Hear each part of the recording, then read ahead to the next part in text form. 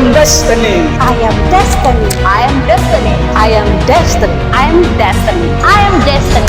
I am destiny.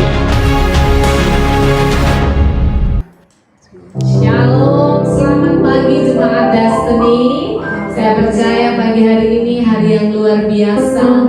Tuhan sangat mengasihi setiap kita. Mari kita bersyukur kepada Tuhan di atas kebaikan-Nya yang dahsyat yang Ia kerjakan di dalam hidup saudara dan saya pagi hari ini. Naikkan syukurmu kepada Tuhan. Naikkan ucapan syukurmu. Naikkan penyembahanmu kepada Dia. Haleluya.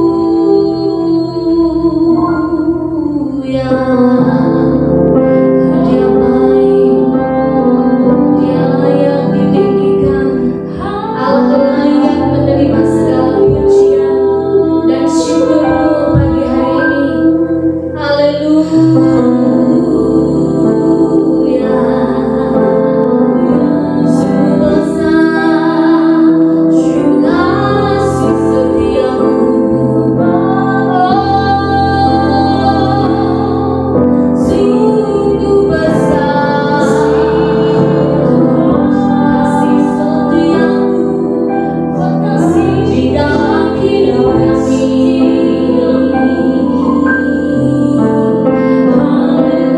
Yes God, betapa Allah mengasihi setiap kita. Dia mencurahkan kasih-Nya. Izinkan Dia menjamah saudara pagi hari ini. Izinkan Dia mencurahkan Roh-Nya di atas tanah hatiku pagi hari ini.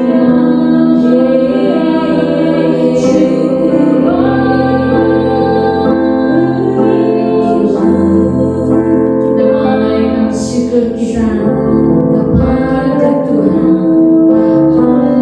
Yes God, karena Ia sangat mengasihi saudara. Betapa besar kasih Tuhan bagimu. Thank you Jesus. Kami mau menaikkan syukur kami pagi ini. Sungguh besar setiamu, Kau nyatakan bagiku. Kau Bapa yang selalu mengerti isi hatiku. Kemuliaan-Mu Kau janjikan, aku tetap percaya, janji-Mu ajaib, terukir dalam kehidupanku. Ku berserah di dalam kekuatan-Mu. Hanya Kau segalanya bagiku. Ku percaya janji-Mu ajaib, terukir dalam kehidupanku. Ku berserah di dalam kekuatan-Mu. Ku percaya.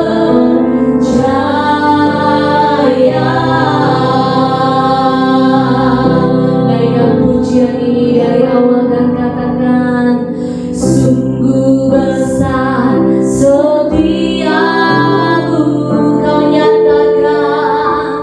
Kau nyatakan bagiku.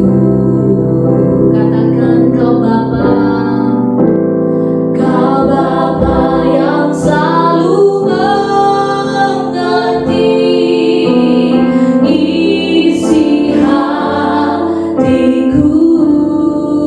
Kemuliaan-Mu Kau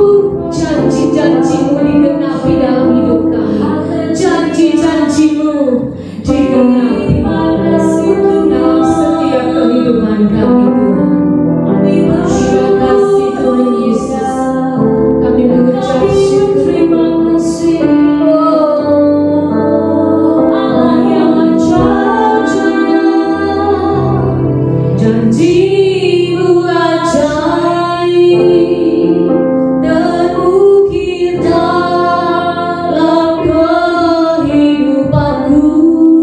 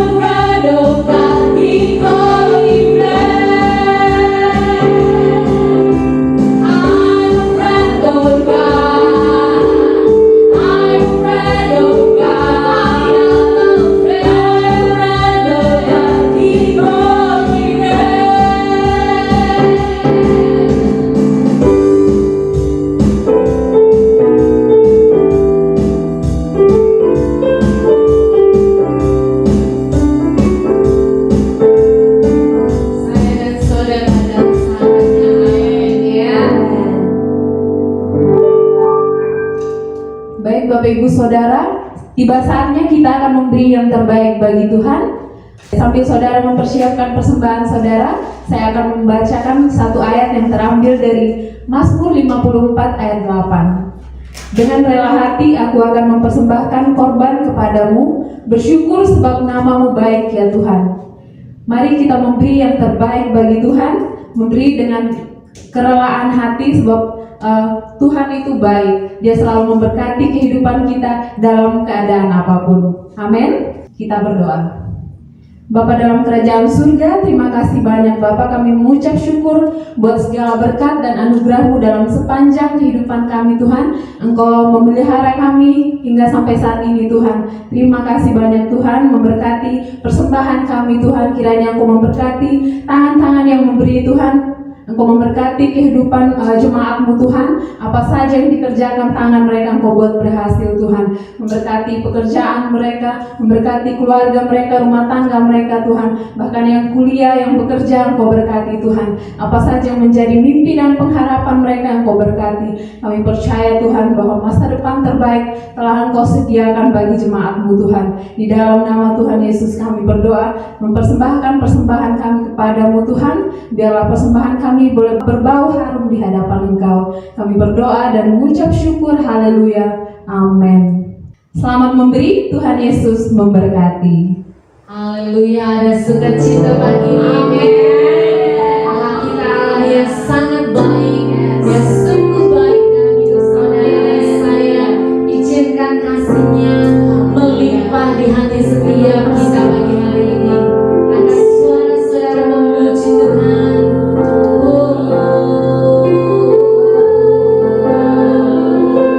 Naikkan pujianmu kepada Dia. Dia sangat baik. Kita menaikkan ucapan syukur kita kepadanya karena Allah kita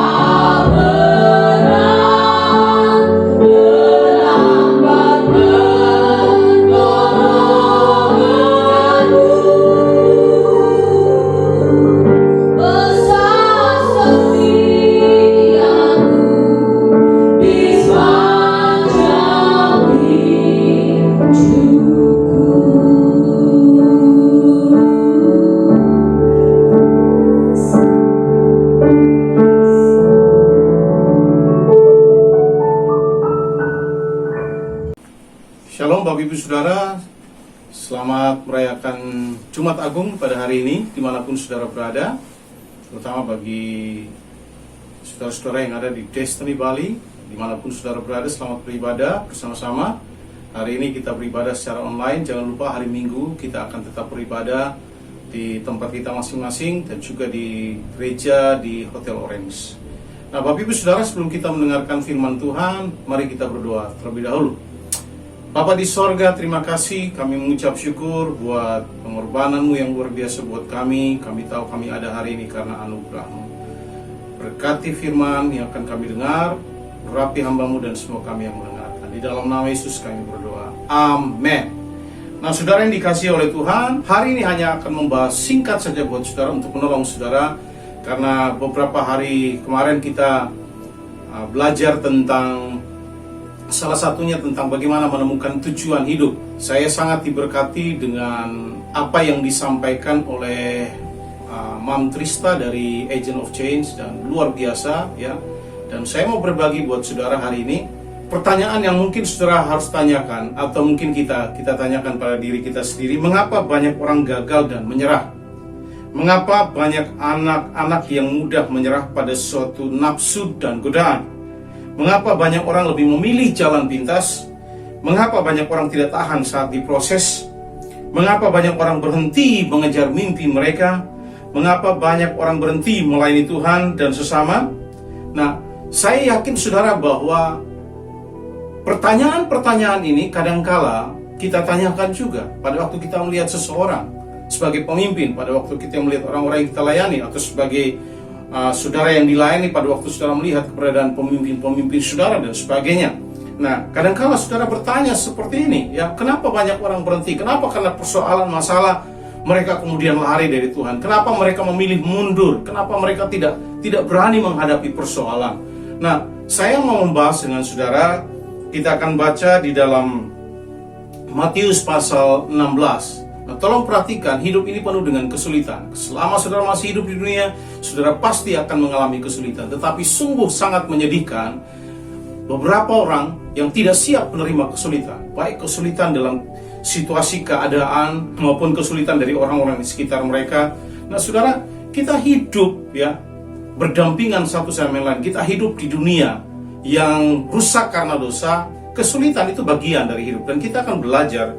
Ada satu kisah yang menarik buat saya di Matius pasal 16 ayat 21 hingga ayat 24. Di sana berkata, sejak waktu itu Yesus mulai menyatakan pada murid-muridnya bahwa ia harus pergi ke Yerusalem dan menanggung banyak penderitaan dari pihak tua-tua, imam-imam, kepala dan ahli-ahli Taurat, lalu dibunuh dan dibangkitkan pada hari ketiga.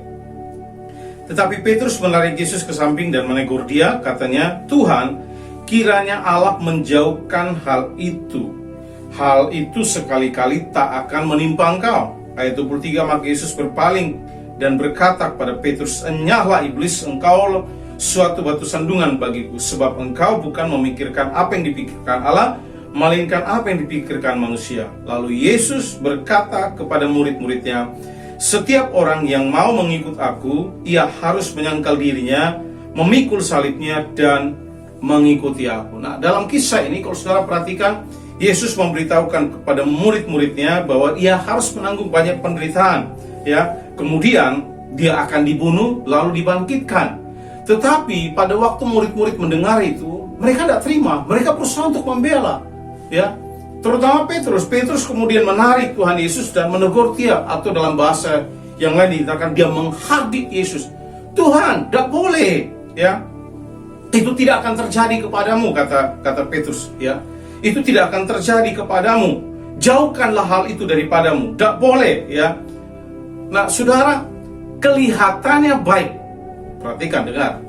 Kelihatannya baik. Apa yang dilakukan Petrus ini terlihat baik karena dia membela Yesus sebagai pemimpinnya. Dia berkata, Tuhan, kamu tidak boleh, ya. Dijauhkanlah ini daripadamu. Kamu tidak boleh mati. Tetapi tolong perhatikan baik-baik, Petrus tidak mengerti sama sekali apa yang sedang terjadi, ya. Dia sama sekali tidak mengerti tujuan Yesus datang ke bumi. Tetapi berbeda, Yesus mengerti dengan baik tujuannya, untuk apa dia datang ke bumi. dia mengerti dengan baik tujuan hidupnya. Dan kita akan belajar, kalau sudah perhatikan ayat 23, kemudian Yesus berpaling dan berkata kepada Petrus, "Enyahlah iblis." Yesus kemudian marah dan menghardik kembali Petrus dan berkata, "Engkau iblis, Tuhan kiranya, sebab engkau tidak memikirkan apa yang dipikirkan Allah, melainkan apa yang dipikirkan manusia." Yesus berkata pada Petrus, "Engkau ini batu sandungan bagiku." Ya, engkau dalam terjemahan yang lain dikatakan, "Kamu ini menjadi penghalang bagiku." You are a dangerous trap for me. Kamu adalah trap atau jebakan berbahaya bagiku. Yesus berkata kepada Petrus, "Kamu ini sebuah jebakan berbahaya bagi saya." Ya, kamu berusaha untuk menjebak saya. Apa yang kamu lakukan ini baik, tetapi bukan untuk itu. Ya, kamu sedang memikir, bukan untuk itu tujuan hidup saya. Kamu memikirkan apa yang dipikirkan manusia dan bukan apa yang dipikirkan oleh Allah. Nah, sekali lagi Yesus mengerti tujuan hidupnya. Mengapa ada banyak orang terjebak ya dengan penghalang-penghalang, jebakan-jebakan yang diberikan kepada mereka, baik melalui kesulitan, kekurangan, penderitaan, tantangan, tekanan, krisis, konflik, dan sebagainya. Mengapa banyak orang pada akhirnya terjebak dan tidak bisa memenuhi tujuan hidup mereka? Karena mereka tidak memahami tujuan hidup mereka yang sebenarnya. Nah, hari ini saya mau berbagi dengan Bapak Ibu Saudara supaya Saudara mengerti tujuan hidup Saudara. Ya, Saudara tahu tujuan hidup. Pertanyaan saya buat Saudara, sudahkah Anda mengetahui tujuan hidup Saudara? Yesus di dalam Yohanes pasal 18 ayat 37 pada waktu dia berbicara ya dengan pada waktu Yesus ditanya oleh Pilatus, kemudian Yesus berkata seperti ini ya. Waktu Yesus berkata seperti ini, "For this reason I have been born." Ya, untuk inilah saya dilahirkan, and for this reason I have come into the world. Untuk alasan inilah saya telah datang ke dalam dunia. Ya, jadi saudara yang dikasihi oleh Tuhan, saudara mesti mengerti tujuan hidup saudara. Kita semua, ya, yang ditempatkan atau dilahirkan, itu ada tujuannya. Saudara tidak ada karena kebetulan. Tuhan punya tujuan dalam hidup saudara. Saudara mesti menemukannya. Kalau saudara tidak bisa menemukan tujuan hidup saudara, saudara pasti akan gagal. Oleh karena kesulitan, oleh karena tantangan, saudara lebih memilih yang baik dan bukan yang terbaik. Nah, dengarkan saran Petrus kepada Yesus, baik, tetapi itu bukan yang terbaik. Ya, Yesus menginginkan yang lebih baik. Mungkin yang baik adalah, ya, bagus kalau dia tidak dibunuh, itu bagus. Ya, dia tidak mengalami penderitaan, itu bagus. Tetapi itu bukan yang terbaik. Karena bukan untuk itulah tujuannya Yesus datang ke bumi. Dia harus mati, dibunuh, mati, kemudian dibangkitkan sehingga keselamatan terjadi. Nah, Petrus hanya melihat dari sisi pandangan manusia, dan ini yang terjadi kadang-kala dengan kita. Kita tidak mengerti. Kenapa? Karena kita hanya melihat dari pandangan manusia. Oh, saya sakit hati, saya kecewa, dan sebagainya. Saya tidak terima perlakuan ini kepada saya, dan sebagainya. Saudara tidak bisa melihat jauh ke depan bahwa Allah sedang memproses saudara untuk menjadi pribadi yang jauh lebih baik. Nah, kadang-kala kita hanya memilih yang ada di depan mata ini loh, ya. Kecewa, tersinggung, kemudian sakit hati, putus asa. Saudara tidak mengerti tujuan Allah dalam hidup saudara, ya. Saya mau bilang buat saudara, proses itu tidak mudah. Ya. Yesus sebenarnya kalau secara manusia, dia ingin supaya menghindari prosesnya, menghindari penderitaannya. Tapi itu bukan tujuan Allah baginya. Ya, itu bukan yang terbaik. Memang baik, tapi itu bukan yang terbaik. Ya. Sekali lagi, itu baik, tapi itu bukan yang terbaik. Jadi, mari kita belajar supaya kita mengerti ya kebenaran ini, bahwa kita harus menemukan tujuan hidup kita masing-masing. Ya. Nah, mari saya lanjutkan, saudara. Ada dua hal yang penting yang saya akan bahas buat saudara. Yang pertama, orang atau mereka yang tahu tujuan hidupnya tidak akan terganggu dengan oposisi atau dengan jebakan. Ya, orang yang tahu tujuan hidupnya, dia tidak akan terganggu dengan jebakan-jebakan ataupun oposisi, perlawanan, dan sebagainya. Kalau saudara perhatikan, Yesus berkata, "Kamu adalah batu sandungan bagiku, kamu adalah jebakan berbahaya bagiku." Dia berkata pada Petrus seperti itu. Tetapi Petrus tidak mengerti. Yesus bilang, kamu salah, hanyalah iblis. Kamu berusaha untuk membuat saya terjebak. Nah, saudara yang dikasihi oleh Tuhan, tolong dengarkan. Salah satu senjata terhebat iblis terhadap hidup kita adalah membuat kita hanya sekedar melihat dari pandangan manusia dan tidak melihat apa yang Allah persiapkan buat kita. Ya, nah, Yesus tidak terganggu dengan Petrus. Yesus tidak terganggu. Orang yang tahu tujuan hidupnya, sekali lagi, dia tidak akan terganggu dengan orang-orang yang menentang, orang-orang yang melawan, orang-orang yang bersikap negatif. Dia tidak terganggu. Orang yang tahu tujuan hidupnya, dia tidak peduli tentang apa kata orang. Dia tidak peduli dengan jebakan-jebakan yang ada di sekitarnya. Kenapa? Fokusnya dia adalah pada rencana Allah dalam hidupnya. Orang yang tahu tujuan hidupnya, ya, dia tidak akan mudah dipengaruhi oleh orang lain. Ya, orang yang tidak tahu tujuan hidupnya sebaliknya, mudah ikut arus, mudah terlibat dengan pergaulan yang buruk, mudah jatuh dalam dosa, mudah lari dari Tuhan, mudah terpengaruh dengan yang lain dan sebagainya. Tapi orang yang tahu tujuan hidupnya, dia tetap memilih yang terbaik. Sekalipun ada harga yang harus dibayar. Jangan, itu sebabnya tolong dengarkan baik-baik ya. Saudara, kalau saudara mengerti tujuan hidup, saudara tahu tujuan hidup saudara, untuk apa Tuhan menempatkan saudara di bumi ini, sebuah ide yang luar biasa dari Tuhan untuk hidup saudara, maka apapun jebakan, apapun oposisi, perlawanan dari setiap orang di sekitar saudara, saudara tidak akan terpengaruh. Karena saudara lebih fokus pada tujuan Allah dalam hidup saudara. Nah, jangan, sekali lagi, jangan percaya kepada pendapat-pendapat orang di sekitar saudara tentang saudara. Ya, terlalu sering kita mempercayai kebohongan-kebohongan yang diceritakan orang kepada kita. Terlalu sering kita percaya perkataan orang bahwa tidak bisa dan sebagainya, tidak berharga dan sebagainya. Nah, jangan mempercayai itu. Ya, saudara perhatikan, di palungan Tuhan melihat seorang raja. Di dalam diri seorang hamba, Allah melihat seorang juru selamat. Di dalam sebuah pengorbanan ada keselamatan. Di dalam penyaliban ada kebangkitan. Dalam kematian, Tuhan bekerja dalam hidup. Dalam kekalahan, dia melihat kemenangan.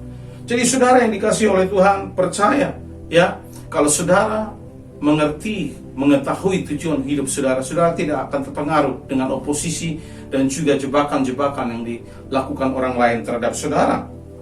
Kebenaran yang kedua, mereka yang tahu tujuan hidupnya akan melihat penderitaan sebagai bagian yang terbaik. Waktu Yesus memberitahukan Petrus bahwa murid-muridnya bahwa dia akan dibunuh, ya, akan mati, kemudian hari ketiga dia akan dibangkitkan, Petrus tidak terima. Ya, Guru, itu bukan sesuatu yang baik untukmu. Dia menarik Yesus menghadiri, Guru, itu bukan sesuatu yang baik untukmu.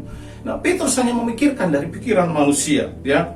Saudara, Yesus tahu yang terbaik baginya, ya. Dia bukan kalau menginginkan yang baik saja, dia akan ingin mati. Tetapi karena dia menginginkan yang terbaik, dia tahu tujuan Allah dalam hidupnya, dia mengerti untuk apa dia datang ke bumi, maka penderitaan menjadi sesuatu bagian yang terbaik baginya. Orang yang tahu tujuan hidupnya akan merangkul penderitaan sebagai bagian yang terbaik dalam hidupnya. Apapun prosesnya, apapun kesulitannya, dia tidak akan lari. Ya, jika saudara tahu tujuan hidup saudara atau untuk apa saudara dilahirkan, maka salib sekalipun akan menjadi yang terbaik bagi saudara. Nah, itu sebabnya Yesus menegur Petrus, menghardik dia. Ya, Tuhan Yesus berbalik dan menegur Petrus, pergilah kepadaku, jauhilah aku setan. Ya, kamu adalah batu sandungan. Nah, saudara perhatikan, pikiran Petrus, penderitaan itu tidak baik bagi Yesus. Itu dalam pikiran Petrus.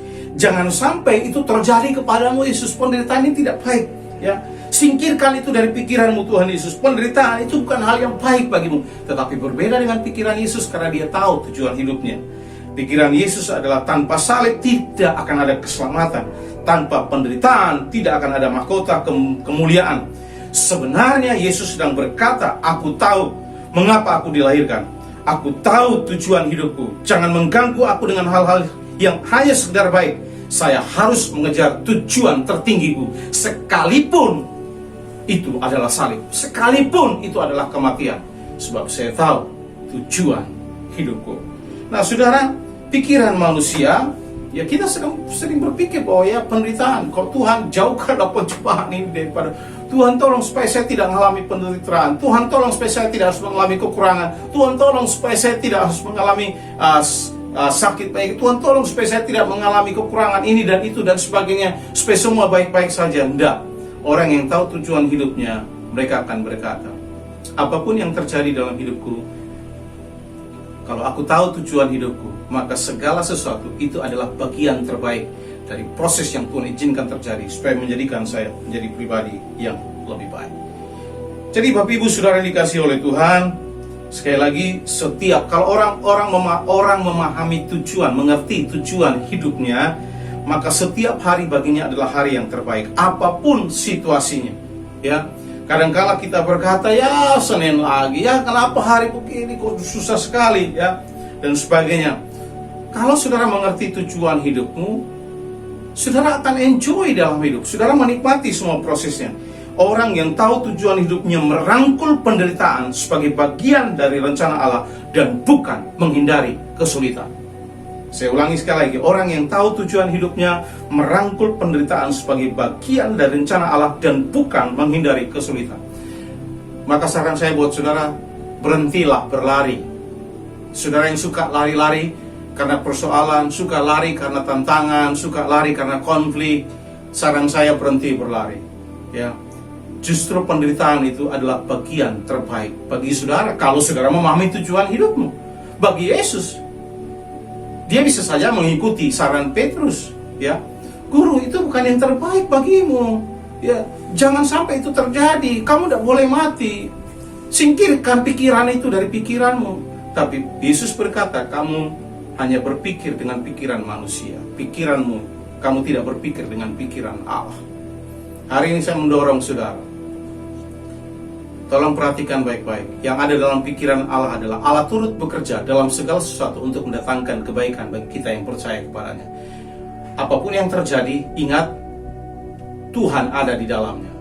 Saudara, kita diciptakan dengan rencana Allah yang luar biasa. Tuhan membuat kita dengan sebuah rencana yang indah, yang luar biasa. Itu sebabnya keberadaan saudara hari ini, itu juga tujuan Allah. Apa saja yang terjadi dalam hidup saudara, Allah punya tujuan istimewa bagi saudara. Itu sebabnya jangan lari dari penderitaan, jangan lari dari kesulitan. Hadapi, rangkul itu. Kalau saudara mengerti tujuan hidupmu, saudara tidak akan terganggu dengan ini. Saudara tahu bahwa penderitaan adalah bagian terbaik bagi saudara. Ya, fokuslah. Itu sebabnya saya mendorong saudara hari ini. Tolong perhatikan sebelum saya mengakhiri khotbah ini. Saya mendorong saudara, fokuslah pada prosesnya, apapun itu. Dan jangan hanya ingin hasilnya saja. Fokus pada prosesnya, ya.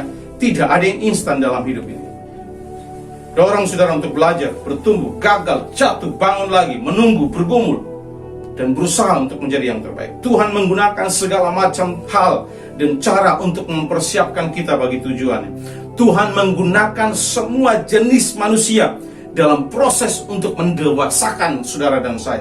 Tuhan mengizinkan musuh saudara kadangkala ada untuk menindas saudara supaya membawa saudara kembali kepada kehendaknya. Tuhan merendahkan kita ketika kita mulai sedikit sombong. Supaya apa? Supaya kita belajar bergantung kepada Tuhan. Nah, tolong dengarkan proses pemurnian.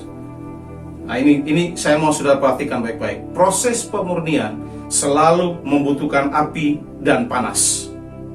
Proses pemurnian selalu membutuhkan api dan panas. Tidak ada yang mudah. Api dan panas itu merupakan suatu gambaran, tekanan, kesulitan, penderitaan yang begitu luar biasa. Emas tidak akan menjadi emas yang berharga kalau dia tidak pernah melalui proses panas dan api. Dia hanya akan bisa menjadi emas yang berharga, yang nilainya berharga pada waktu melalui proses api dan panas. Dan saya beritahu saudara hanya akan menjadi pribadi yang berharga pada waktu saudara diproses oleh Tuhan dengan api dan panas. Saudara akan keluar sebagai pribadi yang luar biasa. Itu sebabnya Bapak Ibu Saudara, tahu tujuan hidupmu. Kalau saudara mengerti tujuan hidup, saudara tahu tujuan hidup, untuk apa saudara dilahirkan, untuk apa Tuhan tempatkan saudara di bumi, untuk apa saudara ada hari ini, mengapa saudara masih hidup hari ini, maka saya percaya apapun oposisi yang datang, perlawanan yang datang terhadap saudara, apapun jebakan, saudara tidak akan berhenti, saudara tidak akan mundur, saudara akan tetap maju. Apapun penderitaan yang diizinkan terjadi dalam hidup saudara, karena saudara berpikir dengan pikiran Allah, maka penderitaan selalu menjadi bagian terbaik dalam hidup saudara. Tuhan memberkati Bapak Ibu Saudara, ya, tetap berharap kepada Tuhan dalam merayakan Jumat Agung ini, ya. Ingatlah, mungkin hari-hari ini saudara sedang menderita, sedang dalam kesulitan, persoalan, tekanan, mungkin saudara sedang diproses dengan perapian, dengan panas. Tapi saya mendorong saudara, dengarkan ini baik-baik saudara, ya. Milikilah pikiran Allah dan bukan pikiran manusia. Allah tidak akan pernah berhenti mengasihi saudara. Dia tetap ada bersama dengan saudara, baik dalam keadaan senang maupun susah.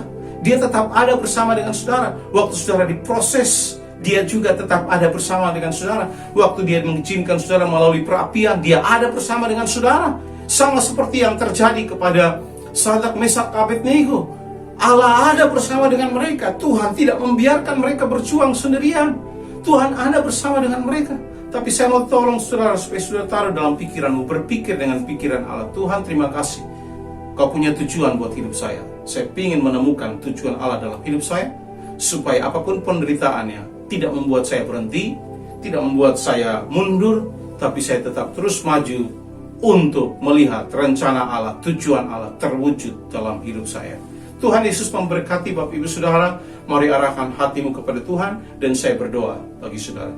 Bapa di sorga, berkati setiap anak-anakmu dimanapun mereka berada. Tuhan campur tangan, Tuhan berkati mereka yang sedang melalui proses tekanan, kesulitan.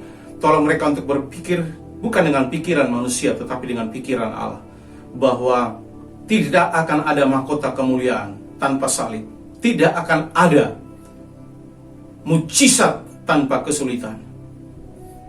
Berdoa supaya mereka melalui proses perapian, proses panas, dengan memikirkan bahwa Tuhan selalu punya tujuan yang luar biasa dalam apapun yang sedang mereka lalui. Berikan kekuatan, berikan penghiburan, pertolongan bagi setiap anak-anakmu yang hari-hari ini sedang melalui kesulitan, penderitaan, dan tekanan. Berkat Allah dilimpahkan buat mereka supaya mereka bisa melaluinya dengan sukacita, dan pada akhirnya keluar sebagai pemenang. Terima kasih. Mengucap syukur di dalam nama Yesus. Amin.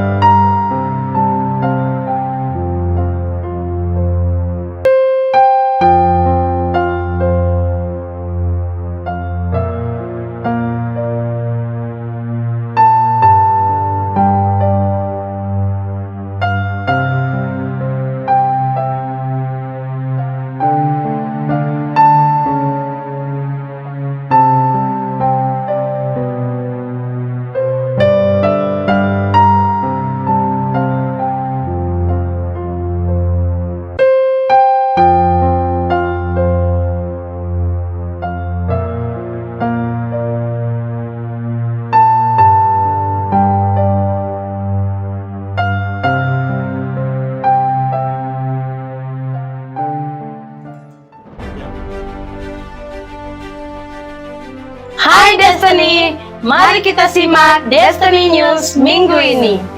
Kami mengucapkan selamat datang bagi Bapak Ibu yang baru pertama kali beribadah bersama kami. Selamat bergabung di keluarga besar Destiny Bali. Teruslah terhubung bersama kami. Bergabunglah bersama kami dalam Destiny Sepekan. Doa pagi diadakan setiap hari Selasa sampai Sabtu melalui Zoom pada pukul 5 sampai 6 pagi. Doa puasa diadakan setiap hari Jumat pada pukul 7 malam melalui Zoom. Live group diadakan setiap hari Selasa sampai Sabtu di area masing-masing. Mari bertumbuh bersama, lebih baik bersama-sama daripada seorang diri.